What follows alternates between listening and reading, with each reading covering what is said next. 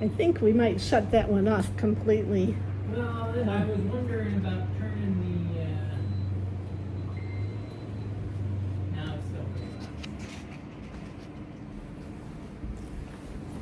Yeah, the vaccine is going good. I do not know you. I'm Peter. Hello, Peter. I'm Maggie. Thank you for coming. Are you a paddler? No, I'm just, I thought it'd be an interesting little travelogue. Well, thank you. So here I am. I hope it is. I hope it is. And I saw it in the Valley News, Ah, which is good. my way to access information. So, Excellent. the newspaper. My intention is for about an hour. If you wear out before that, let me know, and we'll just stop. Would you let me know, because my phone is there, and, I do, no, I won't be able to see it here, like when 40 minutes is up. Yeah. And we'll I can just set a little reminder here. we'll take a litmus test at that point to see how much tolerance everybody has for me continuing to talk. So I'm going to give my spiel with the Well Collaborative. Some of you know the story and some of you may not. That this program tonight is one of the programs of the Well Collaborative NH, which is a new nonprofit here in Claremont that abides here at a building called First Congregational Church and is in partnership with First Congregational Church to try to make sure this beautiful old building can stay here and be maintained for many years to come in the face of changing church size and nature. It's important to come up with some clever ideas for making sure these churches don't become fallow empty spaces on the landscape of our cities. If you don't know, our bathrooms are out the door here, immediately this door to the left. There are 2 bathrooms out there. And we have some literature about the Well Collaborative up here. And the most important part of the Well Collaborative is the collaborative part of it. We are not the experts, those of us on the board. Sean and I are among those people.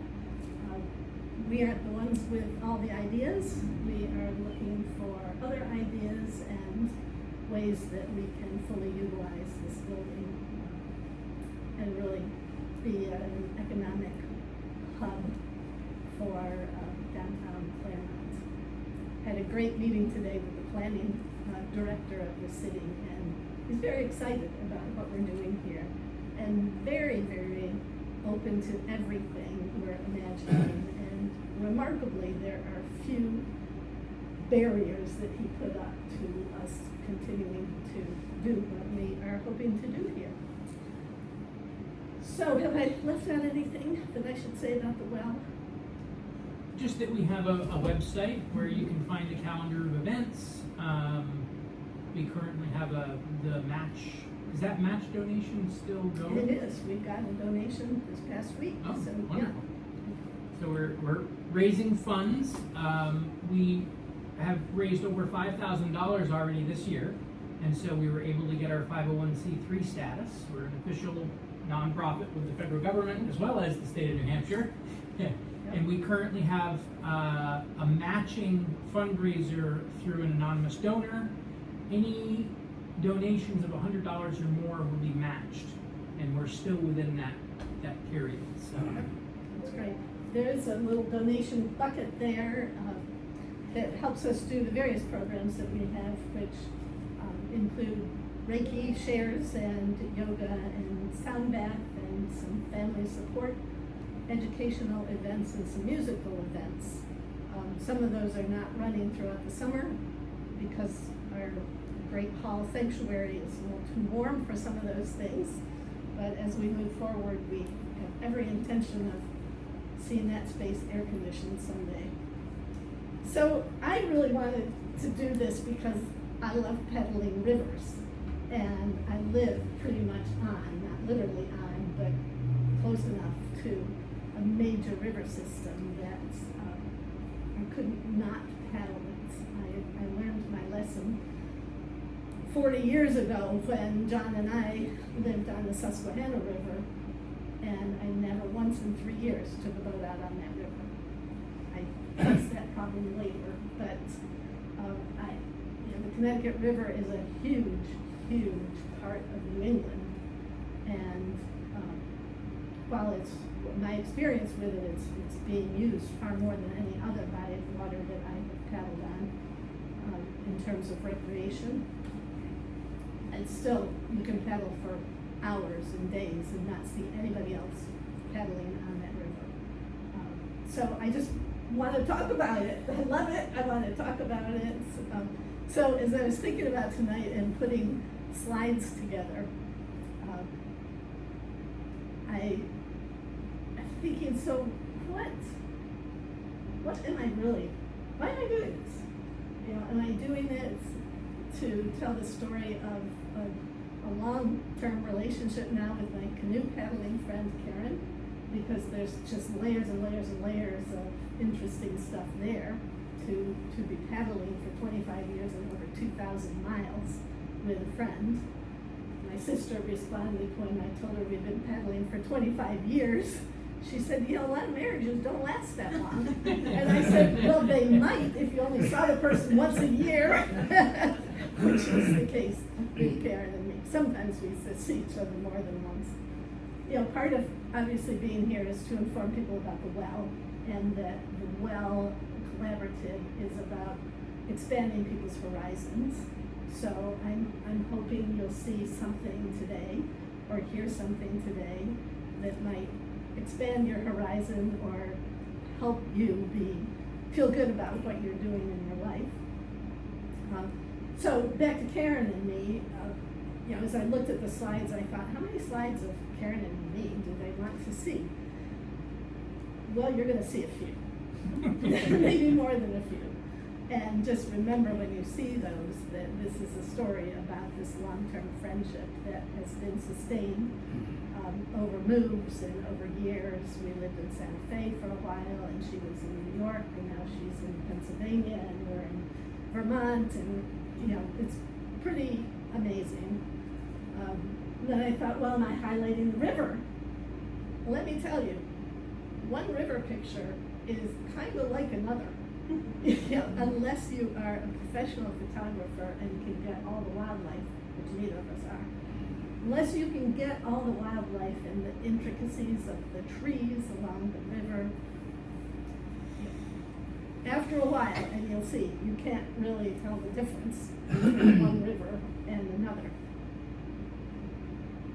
So, as I've said to a few of you, I appreciate any feedback you can give me about how I present this, because it's in 25 years, it's the first time I've ever publicly told a story about our paddling. So I want to know, was it interesting to you? If I were to do this somewhere else, what would I do?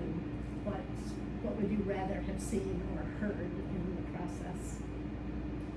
One of the most profound, I think, things for me to think about when I think about it, because I'm going to give you a little bit of history before we get to the Connecticut River, to think about paddling with somebody in a 16-foot canoe for 2,000 plus miles over 25 years is the reality of how life changes. But in the midst of it, our friendship continued, and probably continued because of this commitment we made to paddle the rivers together.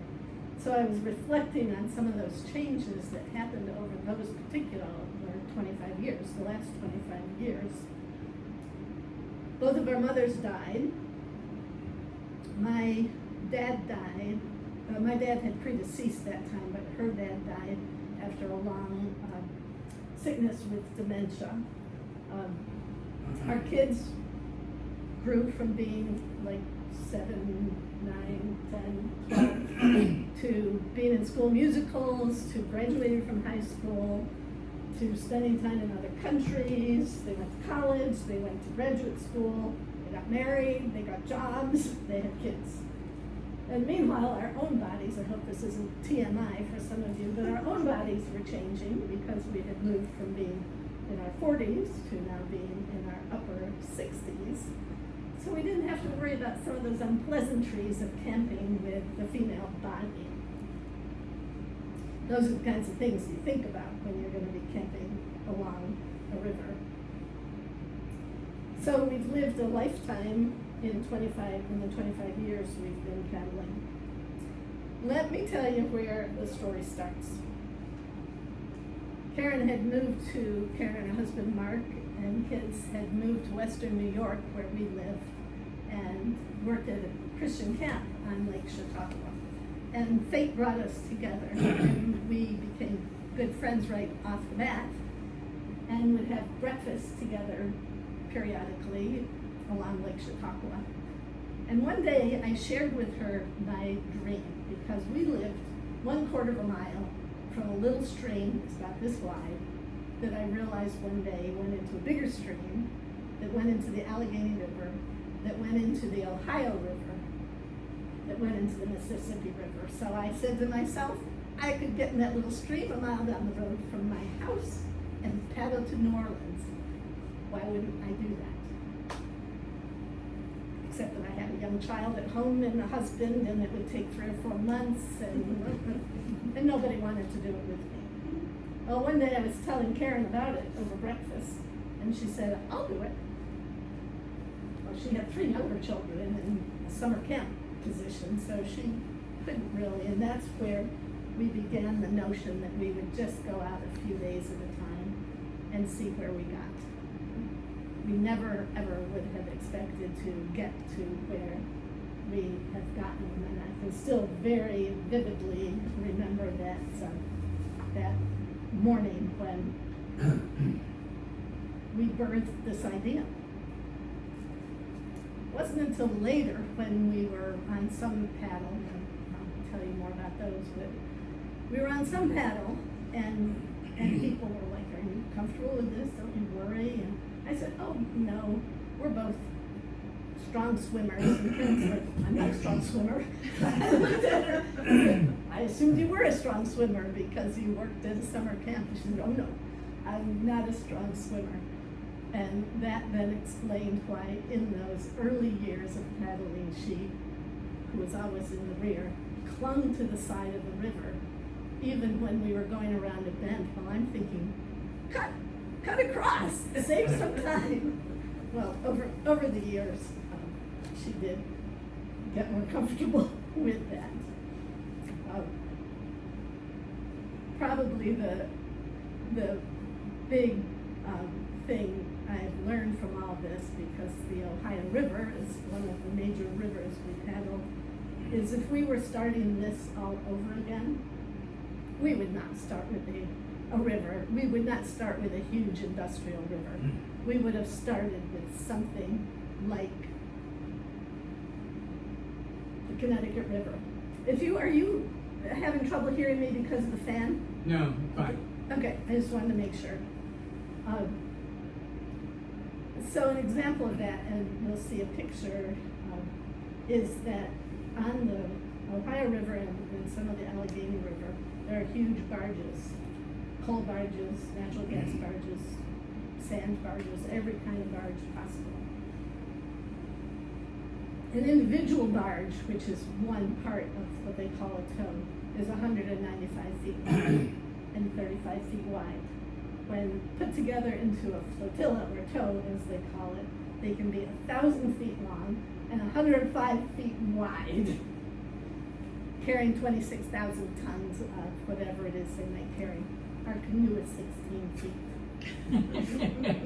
So, anyway, that's a little of that. So I'm just going to run you through. So here we are, our young selves in our 40s at the Martin Cobb waterway trail on the Casadega Creek, just 1.25 miles from our house. I see that picture and I think, oh my goodness, it has been 25 years. What state is that? New York. Yeah, that was Western New York where we started. And this is the confluence of the Mississippi River. I don't know if I can, so this is the Mississippi over here. Does that show up? Yeah. And this is the Ohio River here. And it took us 17 or 18 years to, there you go, to make our way from western New York down that muddy river and end up with a great confluence party here at Fort Defiance Park. We celebrated that in 2018. And so these are littler streams and bigger streams, just some of the interesting, one time we saw vultures on a tree like this. They were collecting fish at the base of downstream, I should say, from a power plant that was releasing warm water. So these fish were dying, and the vultures would sit in the trees and go down and eat the fish. Only one time we watched this vulture come in and land on the tree, and it was one vulture too many. And the tree broke, the branch broke, and they all, it was one of those, did you see that?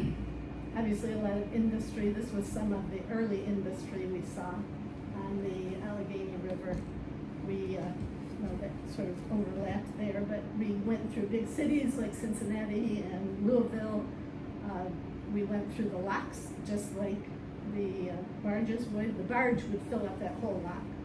And no, we were never in the lock with the barges. Would they, but you go through just one canoe? Just the one canoe. There was one time we went through with another recreational vehicle, but it was the best use of our tax dollars. Do you have to schedule that, or do you just No. show up and say, we're here? It's amazing. We had these, and this is stuff you all can look through. We had the navigation charts, which are the same charts that the barges use, and they have the telephone numbers for the locks. And so we would call the lock when we were a mile or so out, which for us is, A while. 15 or 20 minutes. And only once were we told to wait. And that actually turned out quite well, because the lock master, it was towards the end of the trip, the lock master let us come up. I don't think this was allowed, but he let us come up into his, this right here. This guy's name is Richard. I'm still on Facebook with him. And he let us see all the stuff. And so Wow. we could finally see what we would look like to him versus a barge. You know, and the barge can't see us, so we have to give way to the barge, obviously. And the barges, because they are pushing, the towboats are pushing the barge, you don't hear the engine of the boat before you see it coming up alongside of you. Can they see you? Often not, and so they give you the warnings to stay out of their lane, the shipping lane. And, you know, we would cross over at times to the other side, but we only did that when we saw that we had a really clear, long distance path. They move slowly, but With purpose. with purpose. And if you get in front of them, you're not gonna live.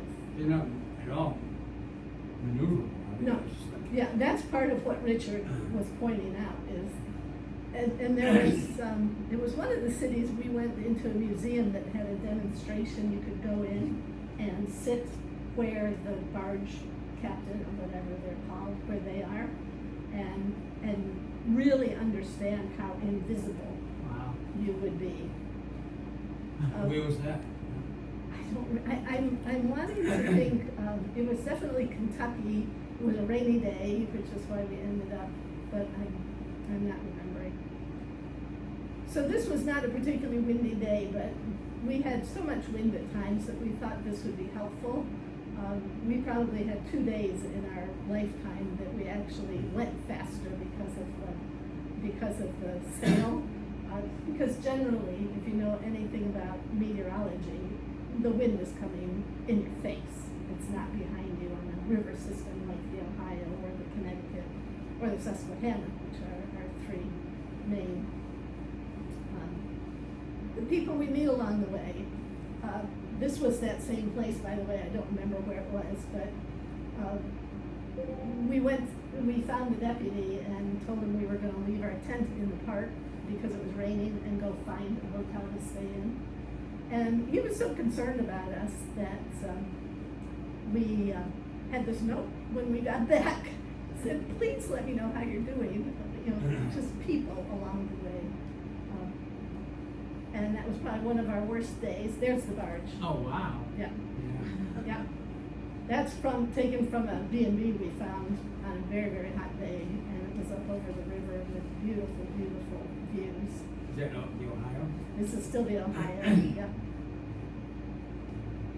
Big flood walls. Every city along the way had their info about the flood of 30 whatever. And of course you see riverboats along the way. There's the inside. So you call the lock ahead of time, and they say, just come on down, we'll open the gates, and you go in. Different locks are different ways, but you tie yourself up, and then they lower you, and then a sound goes off, and the gates open, and you paddle out. It was so cool. So big. This was the confluence of the Monongahela and the Allegheny Rivers, which is where Pittsburgh is. Ridges. Yep, we almost froze the year we got out in Pittsburgh, and the year we got in, the following year, it looked like this at 6:30 in the morning, and it was at near flood stage. Karen's eldest son took us down there. He lived in Pittsburgh, and he said, well, what better place to be in a flood than a boat? So we got in the water, and off we went. And we had some harrowing experiences, one that led to us begging at 9 o'clock to stay on the church floor, and that's where this is, in Wheeling, near Wheeling, West Virginia. So just some fun little pictures of the ducks. That's while we were still on the little streams. And Karen always takes a morning out of the tent shot, and now Karen is the scribe, but in those days I was scribing the notes. Always, whatever river we're on, always interesting arts in the nature. You know, everything is very cool. So from the Ohio, once we had our confluence party in 2018, we decided to tackle the Susquehanna River. And here's another geography test. Anybody know the headwaters of Susquehanna in New York? Port Jefferson, is it? Port Jarvis? Farther north than that, it's at Oswego Lake. Beautiful, the home of stories of James Fenimore Cooper. Thus Cooper's town is where the headwaters of the Susquehanna are. Lots of history on all these rivers. Lots of history. Lots of challenges. That hadn't been cleared off yet, so she got out. I got down in the boat and got underneath, and we were safe. By far the most pleasant places to paddle are these little side rivers or tiny streams that we've been on. And then go up a little stream off the big rivers, and you see things like this, which are very cool. Those big rocks are part of the Susquehanna. Susquehanna has lots of interesting geology.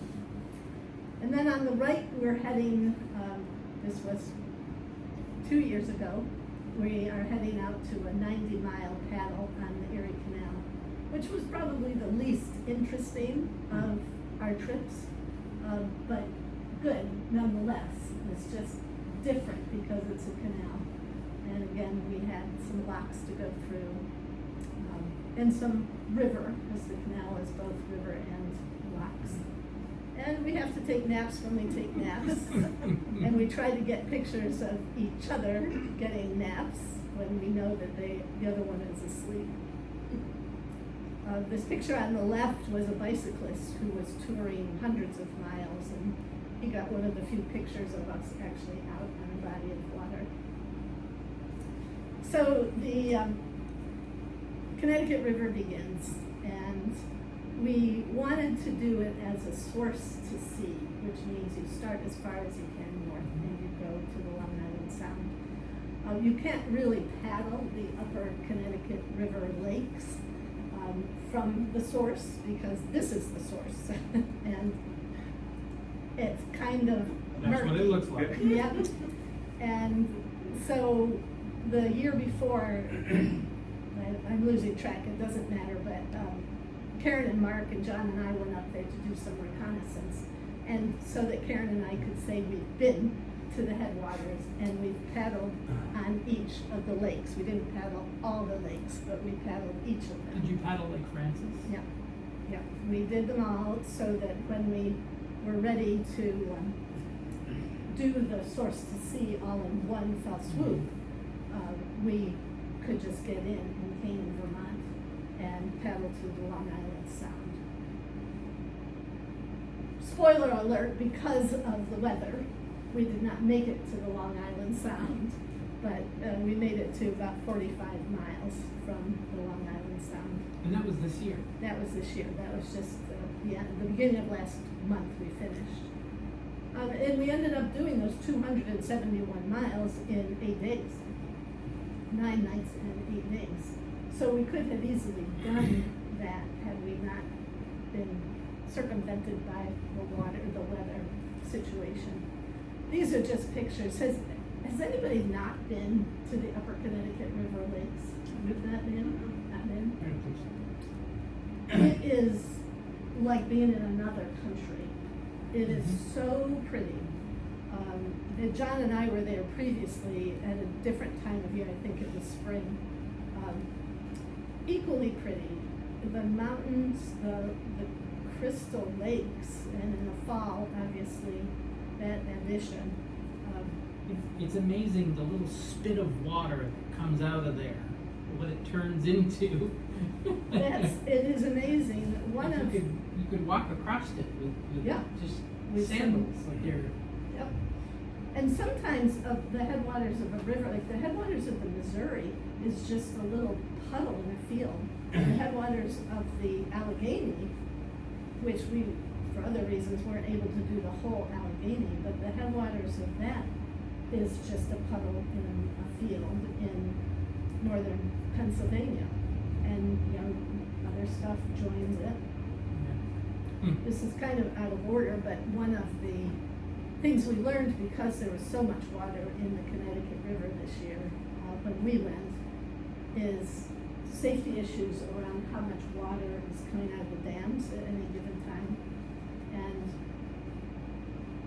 Craig at Great River Outfitters had said, if you're not an experienced paddler, this was before he realized I was, if you're not an experienced paddler, you don't want to be in the water below the dam when it is more than 20,000 cubic feet per second.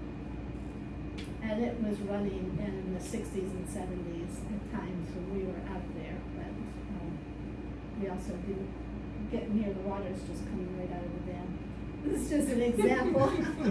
So I put everything on the left there that I would be taking. Obviously Karen has her own stuff just sprawled out, and then I consolidated it so you could see how we have to get it all together.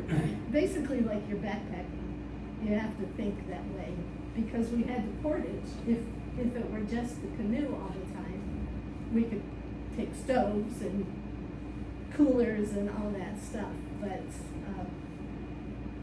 if you have to portage a canoe, you don't want to carry more stuff than you have to, so we have to think along the lines of backpacking, a little bit more than backpacking, but. There's the picture on the right with everything on the left packed. Yep, exactly, and all my clothes on. I had a wetsuit on, I had a sweatshirt on, I had at least 2 shirts on, I had my life vest on, I had my rain jacket on, my sleeping bag, my sleeping pad. The tent, my little tent we didn't end up taking.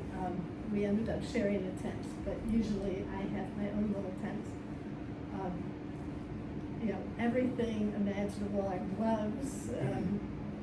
We didn't know what the weather would be like, so we did have to get reinforcements after 3 days because we did not bring warm enough. I did not bring warm enough clothes. So there we are in our driveway with our canoe that we call Wonder, because when Karen and I are out on the river, we're always saying, I wonder why. I wonder why. I wonder if.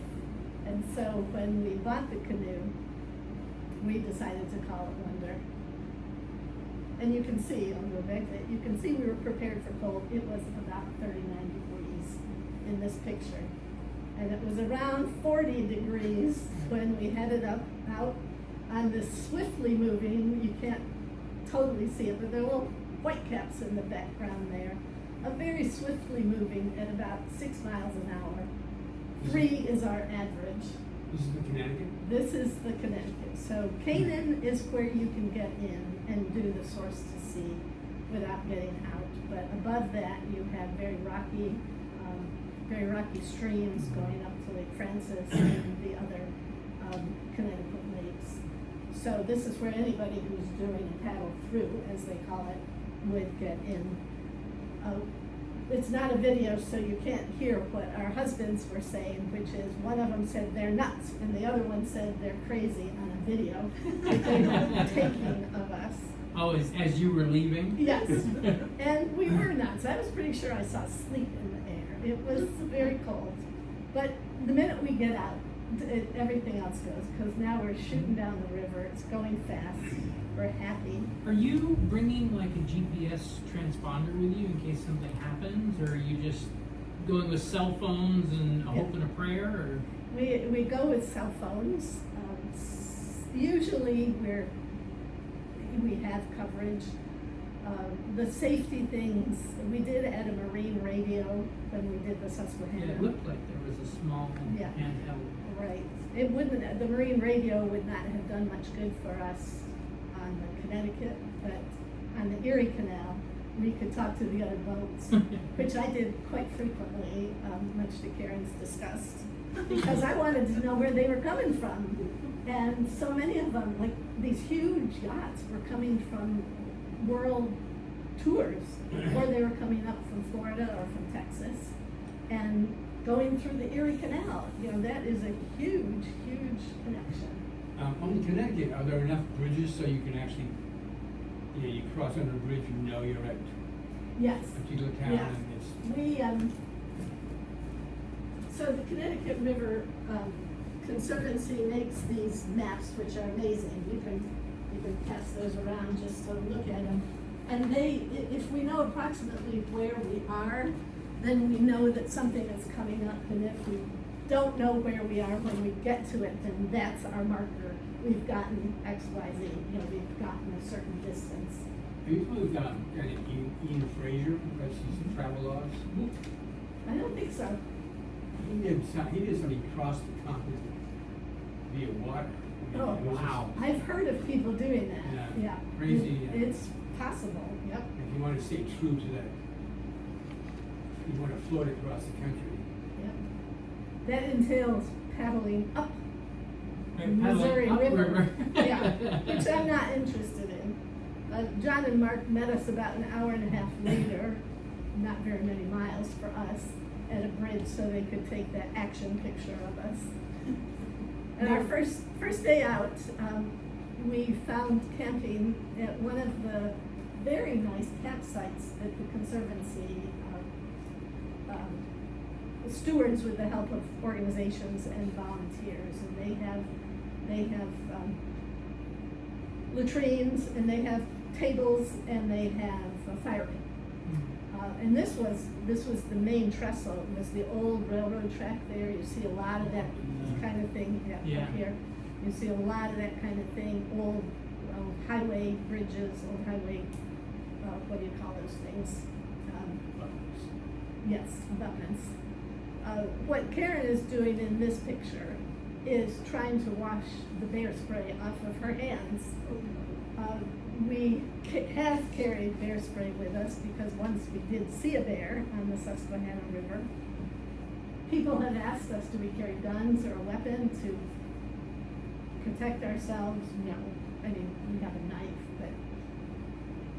And I think Karen's thought was the bear spray could also be a protection. Well, we found out why when the bear spray accidentally sprayed while we were taking something out of the canoe, and it was days before the burn on her hands and her legs, even through her pants. And I inhaled the stuff and thought I might die. It was Serious stuff. It is serious stuff, but that was the first chance she had to try to wash some of it off. Just cool things like these trees growing out of the old abutments. That would have been probably a railroad one. Is this still the northern part of the community? Yep, we are only not even 50 miles coming down the river. A lot of spring flowers. This little yellow flower, we looked up the name, I don't remember, but of course the trillium. So much wildlife, so much flora, so much fauna. It's just a beautiful river. So this was that first campsite where we thought we might freeze to death. We didn't die of bear spray. And we tell these stories and people say, so why do you do this? The answer for me, Karen may have a different answer, but I like to know my body can still do this stuff. And it can adapt to unknown and sometimes very challenging, though that night I was really cold. So you see the little camping sign. You can see those from the river, so you know that that's where the site is. This was up a little path, probably a couple of 100 feet, nicely high above the water. And over here you see the table and our tent, and back there is the latrine. We lived through that night, and the next day was equally cold, and I just couldn't help but to throw this one in because this is northern New Hampshire. And one of my stories is that we have run into so many wonderful people who have helped us over these 2,000 miles. And I know many of them would have political views very different than mine or even Karen's. And this is just indicative of how different. I mean, these are not my political views, but. Did you line up that Ben and Jerry's ad? Yeah, maybe they would sponsor our next trip. Peace, love, and ice cream, and a canoe. But we saw the Valera from a distance, and Karen was particularly cold at that point, and we had to go around a few bends before we got there. But we got there, and we spent close to 2 hours in there eating Hot Pockets and talking with the owner and learning about Route 2, because it was on Route 2. And just experiencing a different part of reality than is my everyday. That night we headed to the Gilman Dam, which was one of 2 that we portaged ourselves. And I just really love the way this picture came out. You'll see the sun also came out a little bit, which we were very happy for. But we had to, let's see if I get to this. So you can't see where we brought the canoe, but this is a field at the top of the dam. The dam is off to the left there. And so we had to push the canoe with rollers on it. We do have wheels to use, dolly as we call it. We had to push it up one side, and then we camped up at the top. And then there are also these very well marked portage trails, except in one place I'll show you in a little bit, which wasn't marked, and we were sure we were going to go over the dam before we saw the portage trail sign. But you can see how roily that water is coming out of the dams. And that right there was the place we were supposed to get in, but we didn't. We went farther down, which meant doing this. At that point, we could not use our wheels because of the rocks, so we just had to pull and drag, and we took most of our gear down and then took the canoe the rest of the way. Having done that once, we decided to call John and have him pick us up one dam sooner than we expected. We had anticipated going over the Moore Dam ourselves, but John and I had done some reconnaissance, and we had a whole bunch of headwinds at that point. So we called him and said, would you get us at the dam, first dam? So in the end, we jumped over 4 dams which all were within about 25 or 30 miles of each other. We did not want to be portaging up, getting back in, or we didn't even want John to be taking us, getting us back in, paddling for 2 miles or 4 miles, getting back in.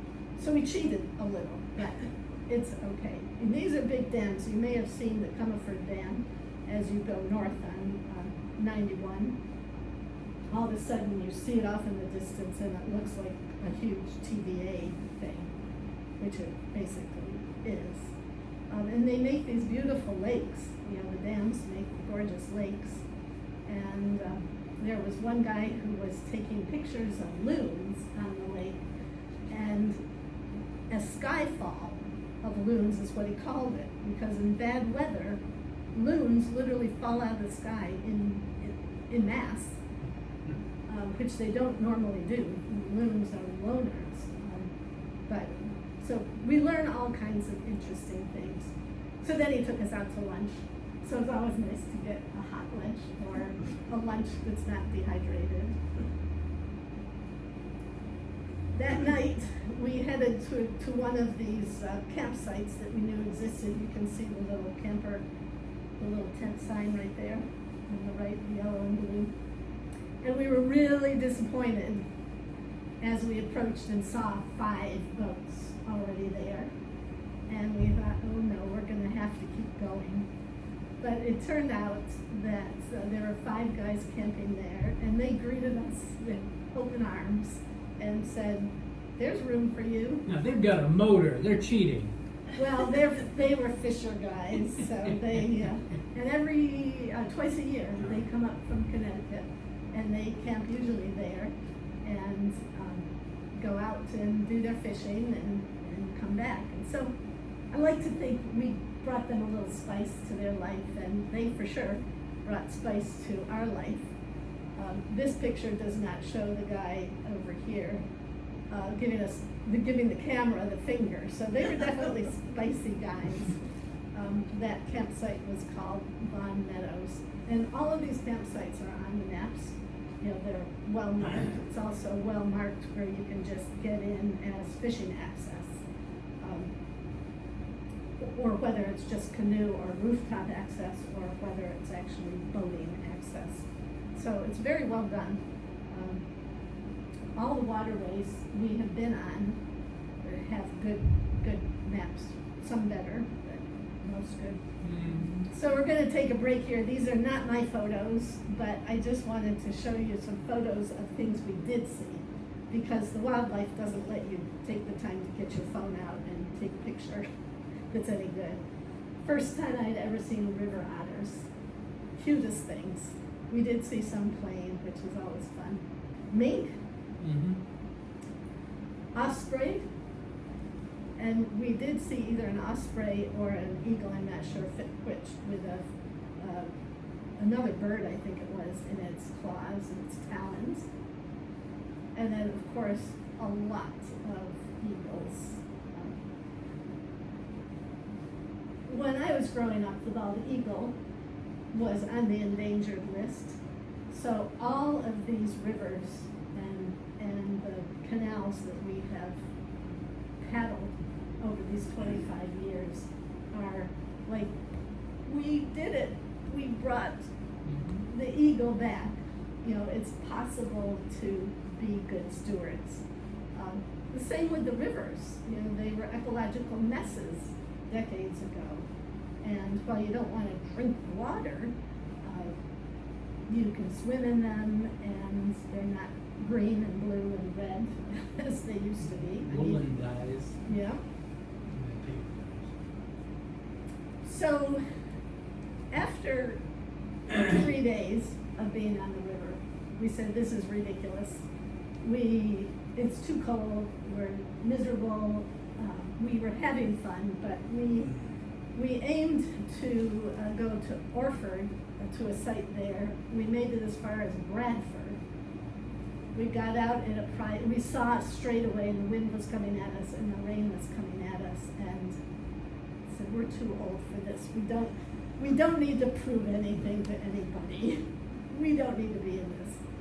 So we got out at a private dock. right near Farmway up in Bradford, and called John, and I just said, ... dash, He said, where are you? And he came and got us, and we went home for 2.5 days. But what we did during those 2.5 days was scout out the dams that we were going to be going through, and things like Sumner Falls, which I had never heard of, even though I live 10 miles from it. And this was interesting because that Plainfield, isn't it? Or is it's it? Heartland. Yeah, right.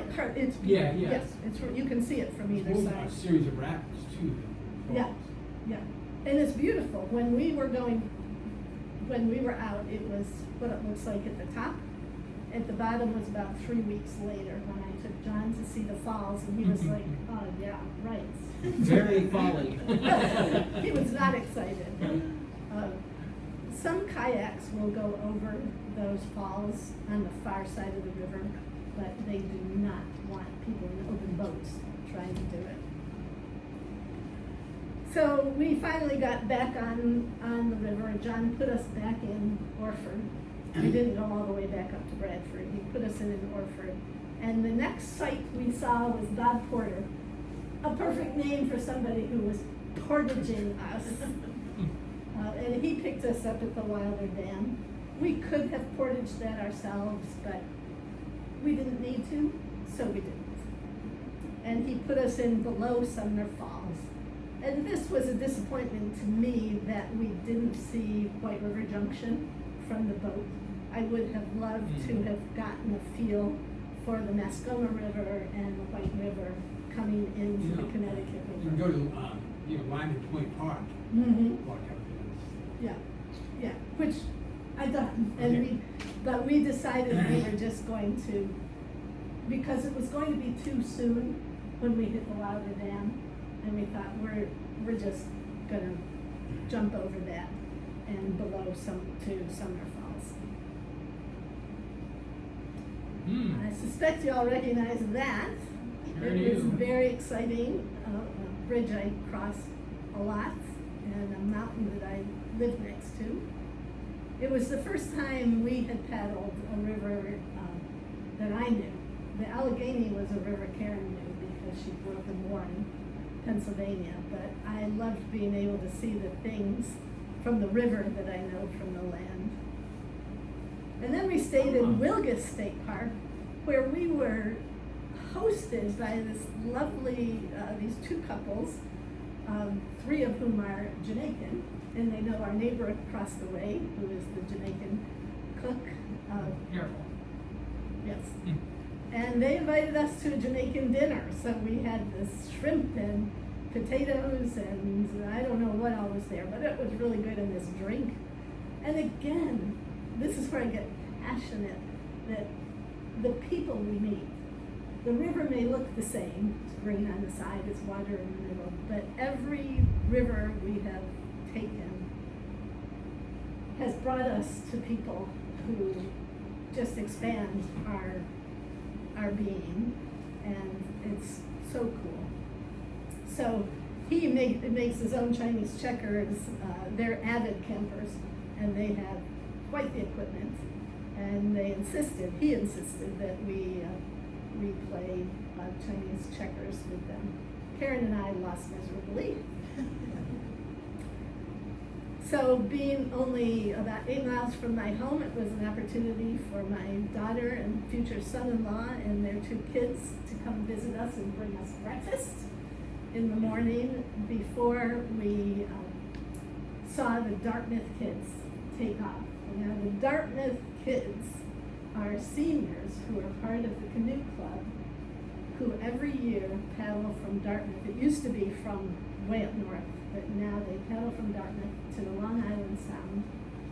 There were 20 of them in these 3 honking big, like war canoes, complete with kegs of beer and cider, which we indulged in farther down the river because we ended up leapfrogging them for 3 nights going down the river. We asked where they were headed, and they were headed to the campsite we were headed to.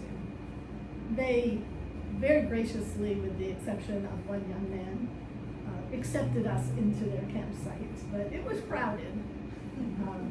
Just interesting people.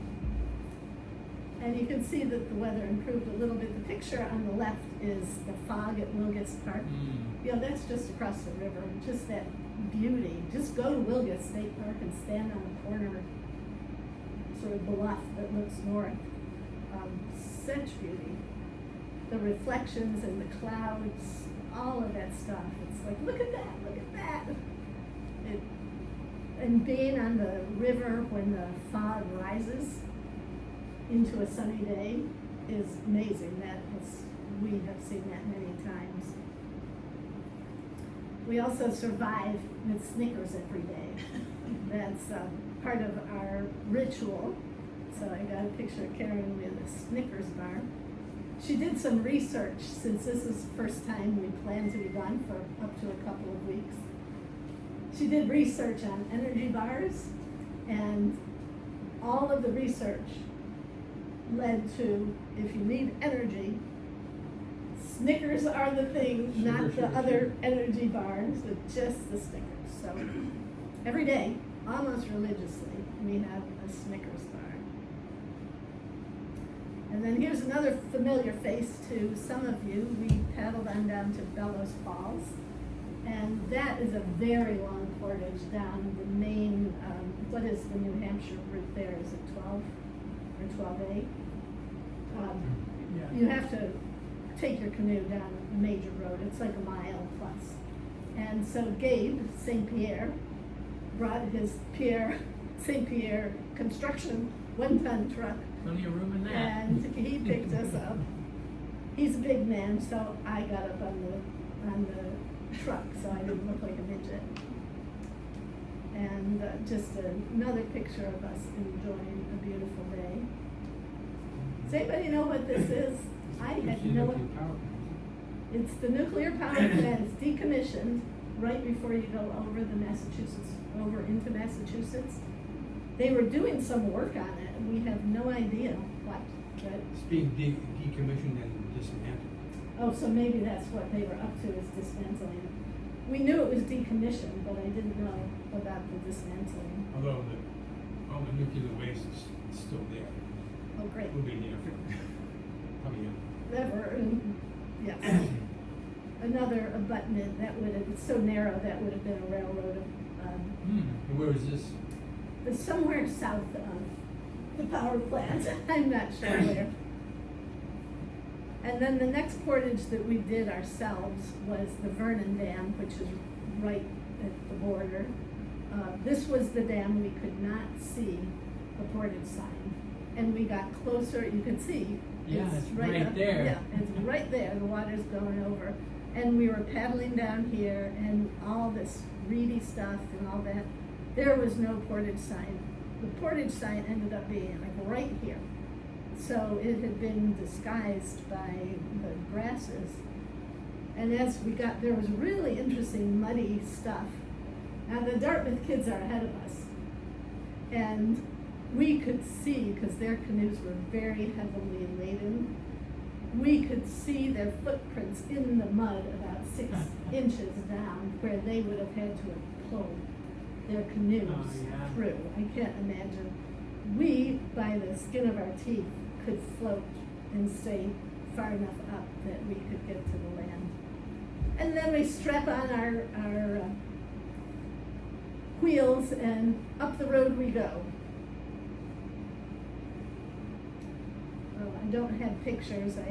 In the interest of not totally boring you, I didn't include the 5 pictures of the Dartmouth kids and all that with all their stuff, because they had to take all their stuff out and portage it over. And on a road also, but not quite as scary as Bellows Falls. So now we're in Massachusetts, and we found ourselves a beautiful little campsite, which is also on the map, but it's owned by the power company. And technically we were supposed to pay and make a reservation, but it wasn't quite open, and so we had nobody to call. And when we did see somebody the next morning, they said, don't worry about it. So it was a very pleasant little site. The picture on the left is a little, the island is on the left and the river splits around the island. So when we could, we would try to take those little rivers that go on the inland side just because the wildlife might be more interesting and sometimes it got us out of the headwinds. Mm. Some people say, what do you eat? This is still at that same campground. Well, that's our dehydrated breakfast omelet, which was actually quite tasty. It's amazing when you work hard all day, how good some things taste. Again, just look at those reflections. It is just beautiful. And that was the first time we used our water filter. We had never used a water filter before. We just always loaded up on water. But because we were portaging, we didn't want more water than necessary. Mm. So we managed just to time it right. We didn't need to do it until we got down to Massachusetts. They recommend putting iodine in after you filter your water. I think in the future we would just drink the filtered water. The iodine makes for a weird cup of tea and coffee. And here come the Dartmouth kids again. So we've seen them at Wilgus. We've seen them at, I didn't include, oh yeah, the picture, this lower right-hand picture. Oh, these two pictures on the right are where we saw them the second night. Very muddy getting in. They helped us, they carried our stuff. You can see our tent way back here in the background. And they let us have some of their cider. So the next day, the next night, after this campsite, they stayed at a private school and got showers and stuff, and we got past them. And that was that campsite we were at, and the next morning while we were eating our eggs, we saw them coming around the corner, and Karen yells out, "Go green!" And they all came over to greet us, and that was the last we saw them. We assumed they made it to the sound. Y'all know this picture? French King Bridge, yep. Right as you're coming into Turner's Falls. This was just a woman, and we stopped for eating, and it's unusual to see other people, so never seen anybody else paddling or paddleboarding. And our tour around, our portage around Turner's Falls was compliments of a woman I know who used to be at the community church in Plainfield and now lives in Greenfield, which is right near Turner's Falls. So she and her husband came with their pickup truck and fetched us. And we took her out to lunch, actually, a very nice little place. Always fun to see what other towns have. Our next destination, this is where you now can wonder again, why do you do this? This was another campsite, and when we got there, we realized all these steps. I got out to see if we could get up there, and I just sank into, 6 inches of mud. There was no way we were going to get the canoe up there or here. I didn't point out one of the pictures with the 5 guys where I'm standing in mud up to my ankles, just that kind of mud. You're not sure you're going to get out of it. Yeah. So we went down just a few miles and found a little cove or inlet and did a little reconnaissance and managed to find a high-level place enough that the mud was packed down, albeit mud still. We had a plan before we went to sleep about what we would do if we sensed that the water was coming up, because it can come up as we have witnessed in Texas, really fast. But in the end, it turned out the water actually went down, which once you're into a little river, means you might not be able to get back out of the little river. So Karen got in the canoe. We were on a little peninsula, and she paddled around, and we had all of our gear. And I threw it in, and then literally threw myself in, kind of fell in backwards. And there's our tents on the mud. Oh, turns out mud is fairly comfortable. It was not our favorite place, but it was pretty interesting. Maggie, your 40 minutes elapsed about 10 minutes ago. Okay, so I think we can move along quickly. The sad thing and how we learned about the 65,000 cubic feet per second is a young man and his fiancee were fishing way too close to 65,000, and they went over and she was saved, and they were still looking for him when we paddled down. So there were signs all along the river, look for him, and we were just like, please don't let us be the ones who find him. They did find him several days later. The power company portaged us over, which was nice as a freebie. Ooh. Springfield, you can see the weather's coming back in. We still have our sun hats on, not our winter hats, but this was a young woman who we met at our confluence river, our confluence party of the Ohio River. She was paddling the whole Mississippi River. Turns out she lives in Springfield, and she arranged for us to leave our canoe there. Lots of crew teams up and down the Connecticut River, rowing teams. And she introduced us to the president of this rowing team, or the director of this rowing club, and we stayed at their house that night. But to have the two experiences collide, that's Mo.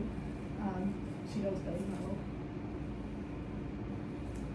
And this is Ben, whose house we stayed at, and he gave us I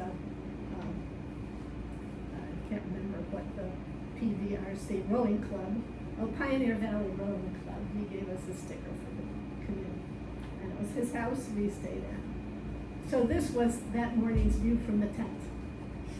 We actually had a shower and all good things. And into Hartford we paddled for our final day of paddling. The weather was really starting to come at us, and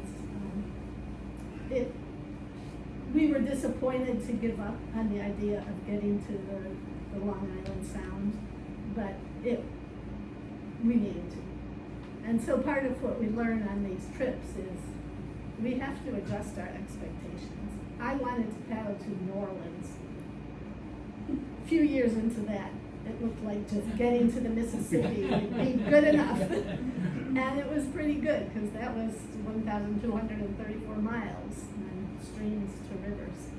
So we're grown up enough now to know it's okay to say it's time to stop, or to change your plans and go home for a couple of days. We took advantage of being home. We went to the Simon Pierce blowing glass, and I showed her some sights and all that. One of the things Ben from the Pioneer Valley, this is not Ben, this is the guy in Hartford, Ben said is, whoever thought the Charles River was a great place to have rowing? Said the Connecticut River is the place people should be rowing. The Charles is too windy and all that. So I never thought about that, but a really nice club. You can see they have all their weights and workout stuff. And of course, spending the night in Hartford before John came and got us the next morning, we learned that the Hartford, Connecticut Little League baseball team is called the Yard Goats. It's not Little League, but it's Eastern League. Oh, excuse me. Yes, thank you for that clarification. Yard Goat is the locomotive or something like that in a rail yard that moves the other trains around when they're taking things off, moving stuff in rail yards. So that is what a yard goat is. But we were highly amused as we walked by the stadium and would hear this blah coming out from the loudspeaker. And that night we went out to dinner on this little road that was very quaint and very sweet. And then we went to visit my 11th generation great granddaddy's statue, which is now hidden behind this tree. We couldn't get in there because of the gate at night. But he is Thomas Hooker, the founder of the city of Hartford, so I did insist that we not stop in Springfield, that we paddle as far as Hartford, so I could say I had visited the land of my ancestors, and I loved the statue. The foundation of authority is laid firstly in the free consent of the people. My 11th generation great-granddaddy said that. John fetched us the next morning. Lots of winds coming upriver. We got back, and we had to deliver Karen home, got the rest of our stickers on the canoe, and that is that. So, thank you. Thank you for the interaction. I liked that. What other questions do you have about what we did, or why we did it, or?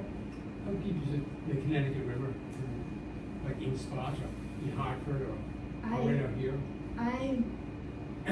This would be a book to look at for that. I don't right off the head know. This is a really interesting atlas, really, of just the wildlife, the railroads, the post-industrial, the geology. For instance, at where French King Bridge is, the geology on one side of the river there is millions of years different than the geology on the other side. So the Connecticut River really has some amazing stories. It would be in here, but I would say it ranges probably from, well, where we started, probably as few as, well, even out here, it's as little as a foot at times. It's like that section through Cornish, especially right there along the strait. Yeah. And when the water is low, you can literally see the rocks in the. Yes, exactly.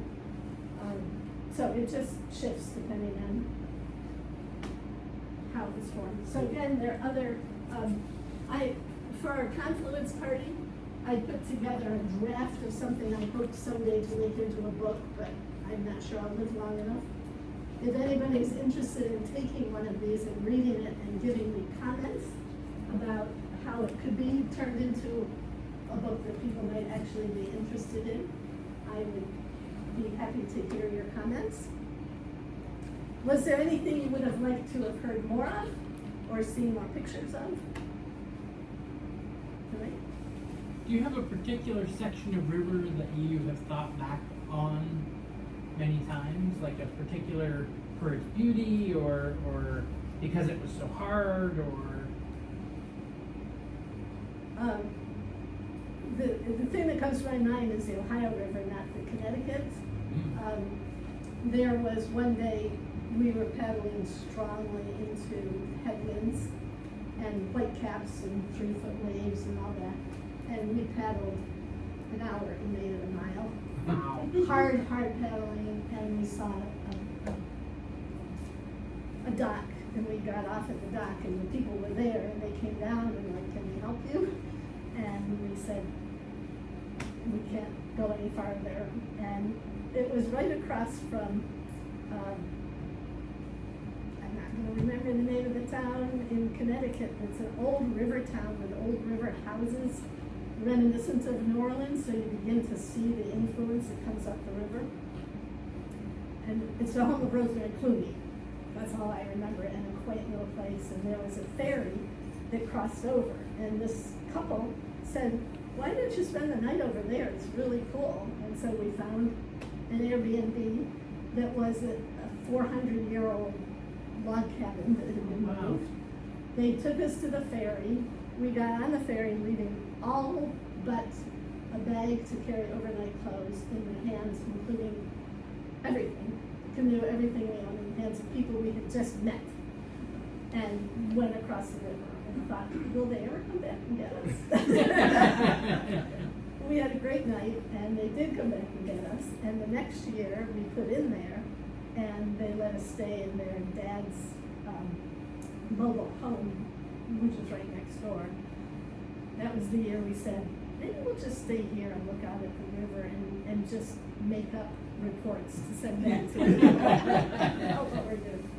This river, all the way down, it's beautiful.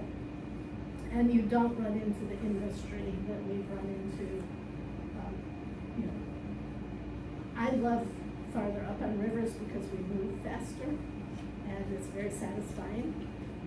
To go 6 miles an hour instead of 3 is a big deal when you're in a canoe. Probably another worst memory is the Wheeling, West Virginia one, where we weren't sure where we were going to spend the night, and it was not a good part of town, and it was terrible weather, thunder and lightning and all that, and the river was rising. Farther downriver in Uniontown, Kentucky, we were greeted when we got off the river by this Kentucky redneck. I mean, I'm sure that's what he is, who took such good care of us. And he called the police and said they're going to be camping there. He took us out to dinner. You know, those kind of experiences just make you feel good about humanity. You know, in seeing the differences over decades of how the rivers have been revived by a lot of people's hard work, and the wildlife has been revived.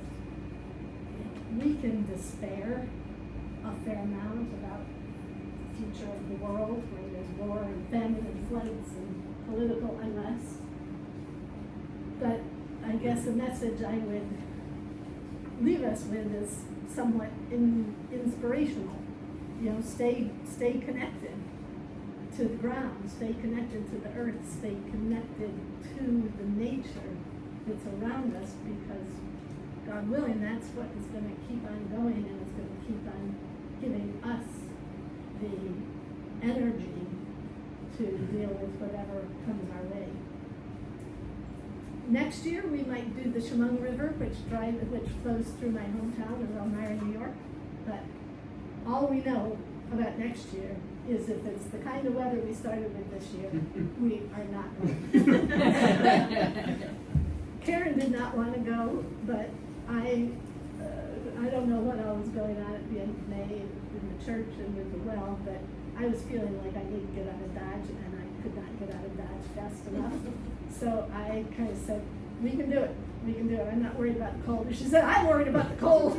Well, she was right. We should be worried about the cold.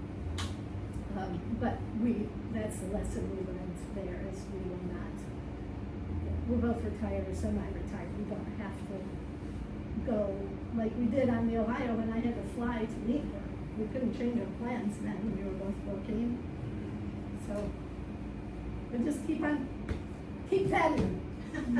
Whether you do it metaphorically or whether you literally paddle, you know, keep paddling. Thank you guys. Thank you. Thank you. The Chemung River, does that flow north to the Great Lakes or south? Chemung is a tributary of the Susquehanna. Yeah, it flows down and it goes right into the Susquehanna. And what, that an industrial river in its day? In its day, it had industry. Elmira is where I grew up, and there was industry there. That's one of the interesting things about New England rivers, is just that economic, industrial, why it was ever even developed by Europeans is because of the rivers. River, Yeah. So, yes, I don't remember, there wasn't a lot of industry on the river when I was growing up, but there was industry in town. So, Thank you so much. good luck tomorrow, thank you for coming, and I hope you get Once I heard, I'll definitely get back to you when I hear back. Okay, cool, thanks. Thank you, Maggie. Thank you for coming.